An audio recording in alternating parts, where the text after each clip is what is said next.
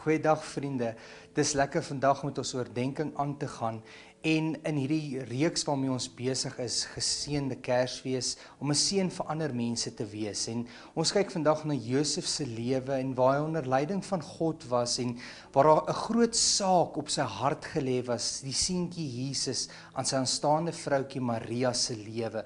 En waar die Here kom en vir hom sê, my seun, staan vas. Hierdie is 'n geskenk wat ek beplan het. En al wat jy moet doen is wees gehoorsaam in hierdie tyd. Kom ons lees dit saam hierso in Matteus 1 vers 19 tot 21.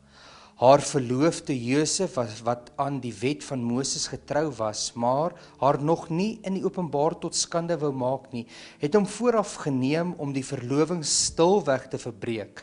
Terwyl hy dit in gedagte gehad het, het daar 'n engel van die Here in 'n droom aan hom verskyn en gesê, Josef, seun van Dawid, moenie bang wees om met Maria te trou nie, want wat in haar verwerk is, kom van die Heilige Gees. Sy sal 'n seun in die wêreld bring en jy moet hom Jesus noem, want dit is hy wat sy volk van hulle sonde sal verlos.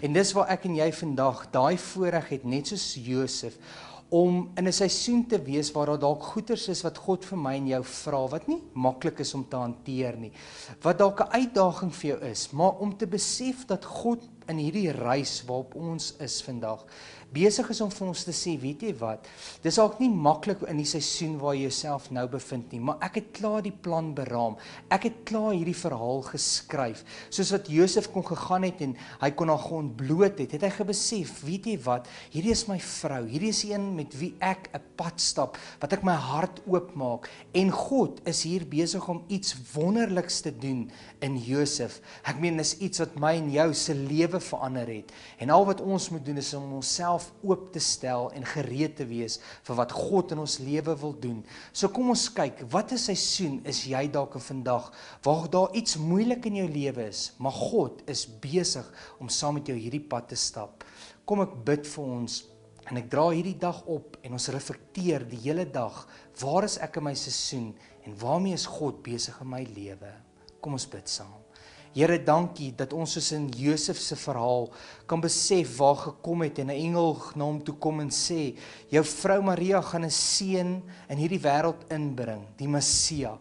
Wat 'n groot voorreg, ons besef nie altyd waar ons is en wat gebeur in ons lewe nie, maar U Here het klaar so 'n groot plan geskryf en al wat U vra is, kom in gehoorsaamheid om jou medemens te beskerm, hulle nie te ontbloot en te vernaak en te verneder nie, maar om vas te staan dat God besig is om 'n droom te skryf oor ons elkeen se lewe. En al wat hy wil hê is dat ek en jy moet in gehoorsaamheid moet reageer vanoggend.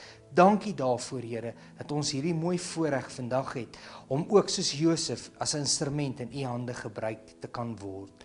Dankie daarvoor in Jesus naam. Amen. Vriende, mag dit 'n groot uitdaging vir jou hierdie week wees, om te kyk in watter seisoen jy is, en om hierdie oefening te vat, en elke dag daarna te kyk, en te sien, waarmee is God in jou lewe besig.